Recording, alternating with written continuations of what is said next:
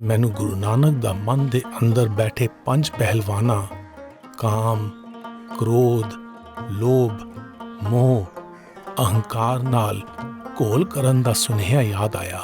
ਮੈਂ ਅੰਦਰੋਂ ਇਹਨਾਂ 5 ਤਾਕਤਵਰ ਵਿਕਾਰਾਂ ਨਾਲ ਘੁਲਦਾ ਹਾਂ ਅਤੇ ਉਸ ਦਿਨ ਦੀ ਉਡੀਕ ਕਰਦਾ ਹਾਂ ਜਦੋਂ ਮੈਂ ਇਹਨਾਂ ਉੱਤੇ ਜਿੱਤ ਹਾਸਿਲ ਕਰ ਲਵਾਂਗਾ।